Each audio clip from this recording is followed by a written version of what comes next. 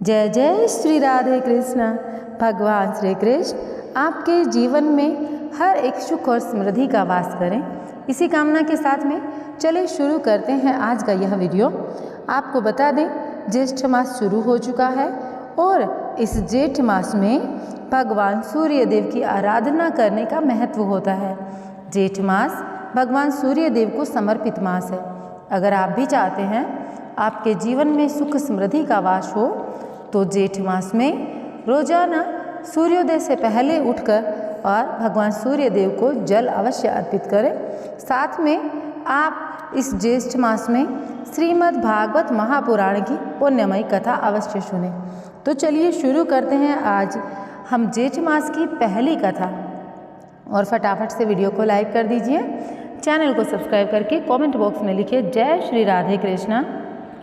ब्रह्मा जी कहते हैं, उन्हीं विराट पुरुष के मुख से वाणी, उसके अधिष्ठात्र देवता अग्नि उत्पन्न हुए।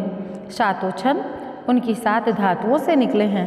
मनुष्यों, पितरों और देवताओं के भोजन करने योग्य अमृतमय अन्न, सब प्रकार के रस, रसनेन्द्रिय और उनके अधिष्ठात्री देवता वरुण विराट पुरुष की जिह्वा से उत्पन्न हुए हैं। उनके नास छिद्रों से प्राण, अपान, व्यान, उदान और समान, ये 5 प्राण और वायु तथा घ्राणेन्द्रिय से अश्विन कुमार समस्त औषधियाँ एवं साधारण एवं विशेष गंध उत्पन्न हुए हैं। उनके नेत्रेंद्रिय रूप और तेज की तथा नेत्रगोलक स्वर्ग और सूर्य की जन्मभूमि है।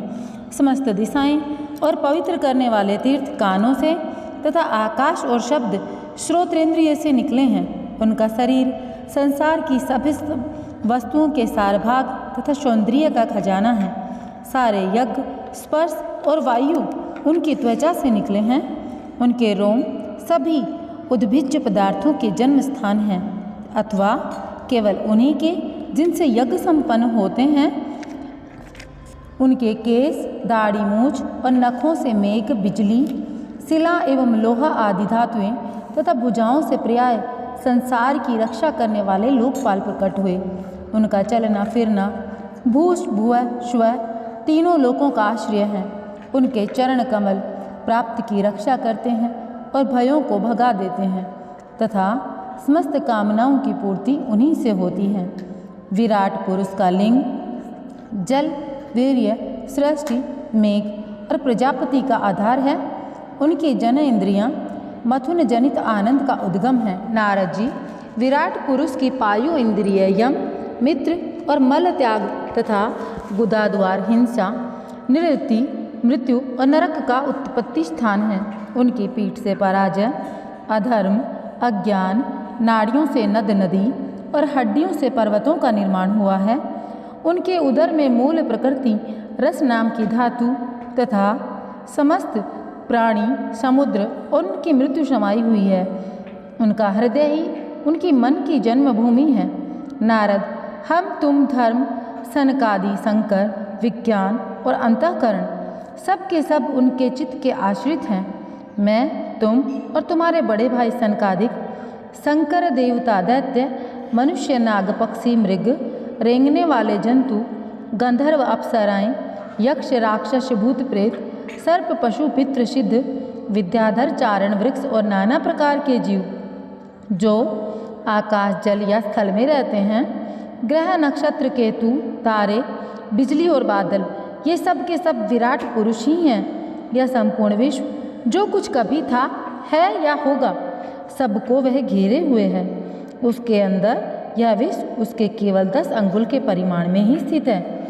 जैसे सूर्य अपने मंडल को प्रकाशित करते हुए बाहर ही प्रकाश फैलाता है, वैसे ही पुराण पुरुष परमात्मा भी संपूर्ण विराट विग्रह को प्रकाशित करते हुए ही उसके बाहर भीतर सर्वत्र एक रस प्रकाशित हो रहा है। मुनिवर, जो कुछ मनुष्य की क्रिया और संकल्प से बनता है उससे वह परे है और अमृत एवं अभय पद का स्वामी है। यही कारण है कि कोई भी उसकी महिमा का पार नहीं कर सकता। संपूर्ण लोक भगवान के एक पाद मात्र हैं। उनके अंश मात्र लोकों में समस्त प्राणी निवास करते हैं। भूलोक, भूवरलोक और स्वर्ग लोक के ऊपर महर लोक है। उसके सबके ऊपर जन तप और सत्य लोकों में कर्मशः अमृत क्षेम एवं अभय का नित्य में वास है। जप, तप और सत्य, इन तीनों लोकों में ब्रह्मचारी, वानप्रस्थ एवं सन्यासी निवास करते हैं। शास्त्रों में 2 मार्ग बताए गए हैं, एक अविद्या रूप कर्म मार्ग जो सकाम पुरुषों के लिए है, दूसरा उपासना रूप विद्या का मार्ग जो निष्काम उपासकों के लिए है। मनुष्य दोनों में से किसी एक का आश्रय लेकर भोग प्राप्त कराने वाले दक्षिण मार्ग से अथवा मोक्ष प्राप्त कराने वाले उत्तर मार्ग से यात्रा करता है, किंतु पुरुषोत्तम भगवान दोनों के आधारभूत है। जैसे सूर्य अपनी किरणों से सबको प्रकाशित करते हुए भी सबसे अलग है, वैसे ही जिन परमात्मा से इस अंड की और पंचभूत एकादश इंद्रिय एवं गुणमय विराट की उत्पत्ति हुई है, वे प्रभु भी इन समस्त वस्तुओं के अंदर उनके रूप में रहते हुए भी उनके सर्वथा अतीत हैं। जिस समय इस विराट पुरुष के नाभि कमल से मेरा जन्म हुआ, उस समय इस पुरुष के अंगों के अतिरिक्त मुझे कोई और भी यज्ञ की सामग्री नहीं मिली। तब मैंने उनके अंगों में ही यज्ञ के पशु, यूप, स्तंभ, कुश तथा यज्ञ भूमि और यज्ञ के योग्य उत्तम काल की कल्पना की। ऋषि श्रेष्ठ, यज्ञ के लिए आवश्यक पात्र आदि वस्तुएं जौ, चावल, औषधियाँ, घृत आदि स्नेह पदार्थ, क्षयरस, लोहा, मिट्टी, जल, ऋक, यजु, शाम, चातुर्होत्र यज्ञों के नाम, मंत्र, दक्षिणा, व्रत, देवताओं के नाम, पद्धति ग्रंथ, संकल्प, तंत्र, गति, मति, श्रद्धा, प्रायश्चित और समर्पण, यह समस्त यज्ञ सामग्री मैंने विराट पुरुष के अंगों से ही इकट्ठी की। इस प्रकार विराट पुरुष के अंगों से ही सारी सामग्री का संग्रह करके मैंने उन्हीं सामग्रियों से उन यज्ञ स्वरूप परमात्मा का यज्ञ के द्वारा यजन किया। तदंतर तुम्हारे बड़े भाई इन 9 प्रजापतियों ने अपने चित्त को पूर्ण समाहित करके विराट एवं अंतर्यामी रूप से स्थित उस पुरुष की आराधना की। इसके पश्चात समय समय पर मनु, ऋषि, पितृ, देवता, दैत्य और मनुष्यों ने यज्ञों के द्वारा भगवान की आराधना की। नारद, यह संपूर्ण विश्व उन्हीं भगवान नारायण में स्थित है, जो स्वयं तो प्राकृत गुणों से रहित हैं, परंतु सृष्टि के प्रारंभ में माया के द्वारा बहुत से गुण ग्रहण कर लेते हैं। उन्हीं की प्रेरणा से मैं इस संसार की रचना करता हूँ। उन्हीं के अधीन होकर रुद्र इसका संहार करते हैं और वे स्वयं ही विष्णु के रूप में इसका पालन करते हैं, क्योंकि उन्होंने सत्व, रज और तम की 3 शक्तियाँ स्वीकार कर रखी हैं। बेटा, जो कुछ तुमने पूछा था उसका उत्तर मैंने तुम्हें दे दिया। भाव या अभाव, कार्य या कारण के रूप में। बेटा, जो कुछ तुमने पूछा था उसका उत्तर मैंने तुम्हें दिया। भाव या अभाव, कार्य या कारण के रूप में ऐसी कोई भी वस्तु नहीं है जो भगवान से भिन्न हो। प्यारे नारद, मैं प्रेमपूर्ण एवं उत्कंठित हृदय से भगवान के स्मरण में मग्न रहता हूँ। इसी से मेरी वाणी कभी असत्य होती नहीं दिखती, मेरा मन कभी असत्य संकल्प नहीं करता, मेरी इंद्रियां भी कभी मर्यादा का उल्लंघन करके कुमार्ग में नहीं जाती। मैं वेद मूर्ति हूँ, मेरा जीवन तपस्यामय है। बड़े बड़े प्रजापति मेरी वंदना करते हैं और मैं उनका स्वामी हूँ। पहले मैंने बड़ी निष्ठा से योग का सर्वांग अनुष्ठान किया था, परंतु मैं अपने मूल कारण परमात्मा के स्वरूप को नहीं जान सका, क्योंकि वे तो एकमात्र भक्ति से ही प्राप्त होते हैं। मैं तो परम मंगलमय एवं शरण आए हुए भक्तों को जन्म मृत्यु से छुड़ाने वाले परम कल्याण स्वरूप भगवान के चरणों को ही नमस्कार करता हूँ। उनकी माया की शक्ति अपार है। जैसे आकाश अपने अंत को नहीं जानता, वैसे ही वे भी अपनी महिमा का विस्तार नहीं जानते। ऐसी स्थिति में दूसरे तो उसका पार पा ही कैसे सकते हैं। मैं, मेरे पुत्र, तुम लोग और शंकर जी भी उनके सत्य स्वरूप को नहीं जानते, तब दूसरे देवता तो उन्हें जान ही कैसे सकते हैं। हम सब इस प्रकार मोहित हो रहे हैं कि उनकी माया के द्वारा रचे हुए जगत को भी ठीक ठाक नहीं समझ सकते। अपनी अपनी बुद्धि के द्वारा ही अटकल लगाते हैं। हम लोग केवल जिनके अवतार की लीलाओं का गान ही करते रहते हैं, उनके तत्व को नहीं जानते। उन भगवान के श्री चरणों को मैं नमस्कार करता हूँ। वे अजन्मा एवं पुरुषोत्तम हैं। प्रत्येक कल्प में वे स्वयं अपने आप को ही सृष्टि करते हैं, रक्षा करते हैं और संहार कर लेते हैं। वे माया के लेश रहित केवल ज्ञान स्वरूप हैं और अंतर आत्मा के रूप में एक रस स्थित हैं। वे तीनों काल में सत्य एवं परिपूर्ण हैं, न उनका आदि है न अंत। वे तीनों गुणों से रहित सनातन एवं अद्वितीय हैं। नारद, महात्मा लोग जिस समय अपने अंतःकरण, इंद्रिय और शरीर को शांत कर लेते हैं उस समय उनका साक्षात्कार करते हैं, परंतु जब असत पुरुषों के द्वारा कुतर्कों का जाल बिछाकर उनको ढक दिया जाता है तब उनके दर्शन नहीं हो पाते हैं। परमात्मा का पहला अवतार विराट पुरुष है। उसके सिवा काल, स्वभाव, कार्य, कारण, मन, पंचभूत, अहंकार, तीनों गुण, इंद्रियां, ब्रह्मांड, शरीर, उसका अभिमानी, स्थावर और जंगम जीव सबके सब उन अनंत भगवान के ही रूप हैं।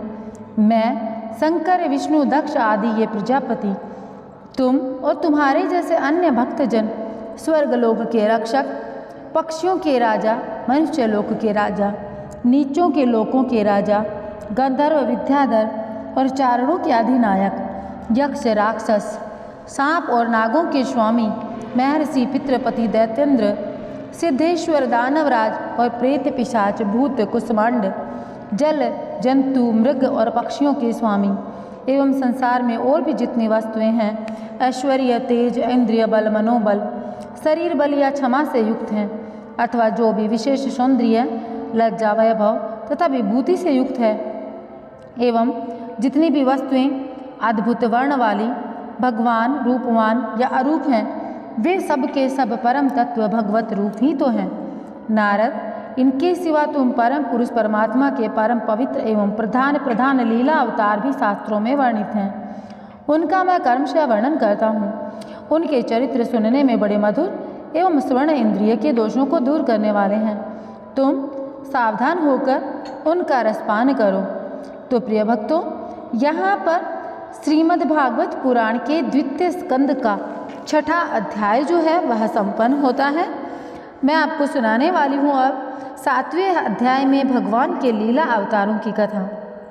ब्रह्मा जी कहते हैं, अनंत भगवान ने प्रलय के जल में डूबी हुई पृथ्वी का उद्धार करने के लिए समस्त यज्ञ में वराह शरीर वर्ण किया था और आदि दैत्य हिरणाक्ष जल के अंदर ही लड़ने के लिए उनके सामने आया।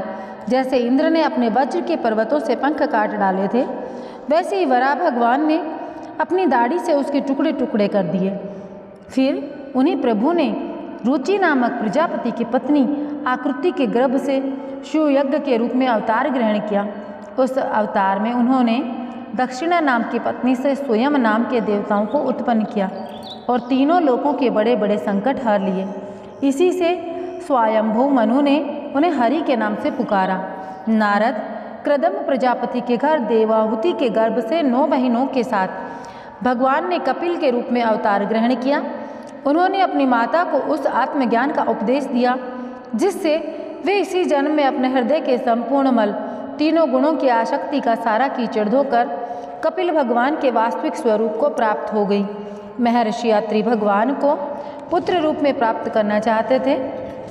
उन पर प्रसन्न होकर भगवान ने उनसे एक दिन कहा कि मैंने अपने आप को तुम्हें दे दिया। इसी से अवतार लेने पर भगवान का नाम दत्तात्रेय पड़ा।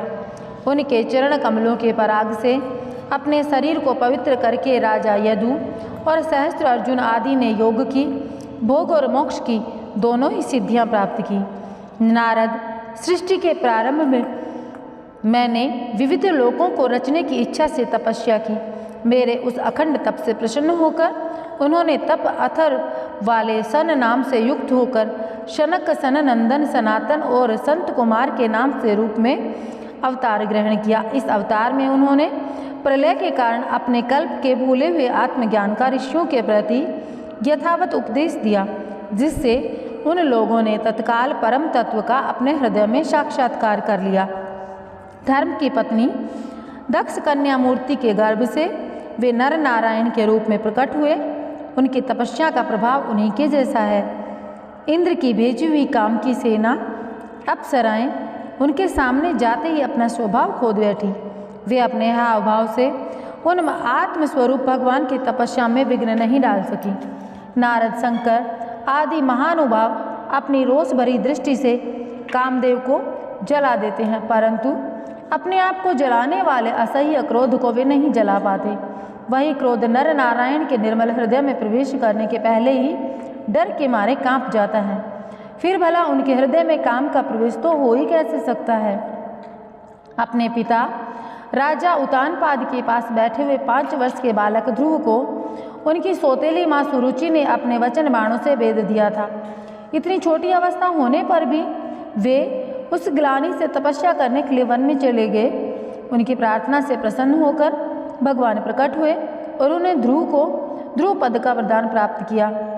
आज भी ध्रुव के ऊपर नीचे प्रदक्षिणा करते हुए दिव्य महर्षिगण उनकी स्तुति करते रहते हैं।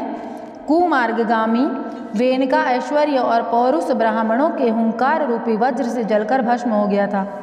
वह नरक में गिरने लगा। ऋषियों की प्रार्थना करने पर भगवान ने उसके शरीर मंथन से पृथु के रूप में अवतार धारण करके उसे नरकों से उबारा और इस प्रकार पुत्र शब्द की चरितार्थ कर दिया। और उसी अवतार में पृथ्वी को गाय बनाकर उन्होंने उससे जगत के लिए समस्त औषधियों का दोहन किया।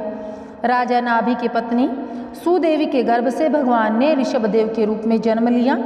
इस अवतार में समस्त आसक्तियों से रहित होकर अपने इंद्रियों और मन को असत्य शांत करके एवं अपने स्वरूप में स्थित होकर समदर्शी के रूप में उन्होंने जड़ों की भांति योगचर्या का आचरण किया। इस स्थिति को महर्षि लोग परमहंस पद अथा अवधूतचर्या भी कहते हैं। इसके बाद स्वयं उन्हीं यज्ञ पुरुषों ने मेरे यज्ञ में सवर्ण के समान कांति वाले हयग्रीव के रूप में अवतार ग्रहण किया। भगवान का वह विग्रह वेदमय, यज्ञमय और सर्वदेवमय रूप है।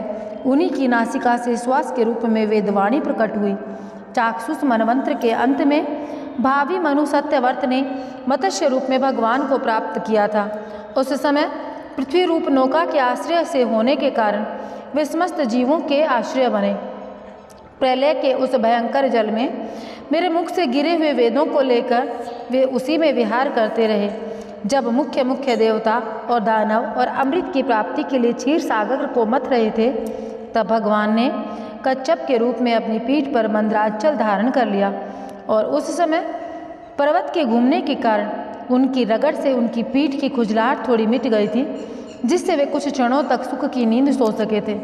देवताओं का महान भय मिटाने के लिए उन्होंने नृसिंह का रूप धारण कर लिया।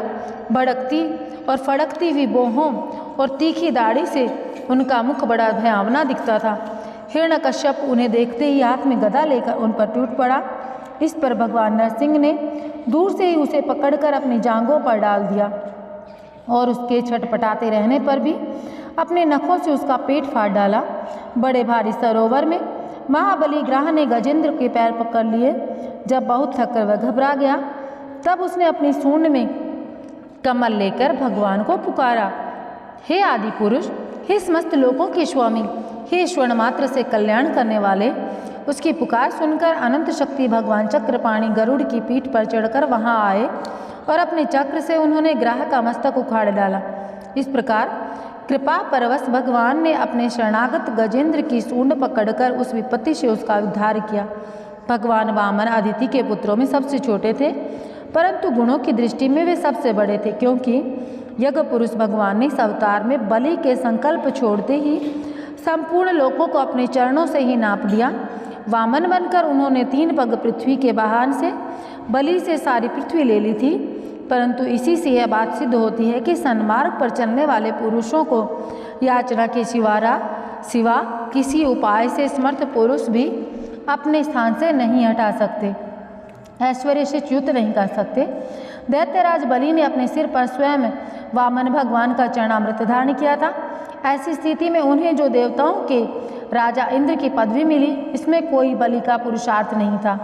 अपने गुरु शुक्राचार्य के मना करने पर भी वे अपनी प्रतिज्ञा के विपरीत कुछ भी करने को तैयार नहीं हुए, तो क्या भगवान का तीसरा पग पूरा करने के लिए उनके चरणों में सिर रखकर उन्होंने अपने आप को भी समर्पित कर दिया था।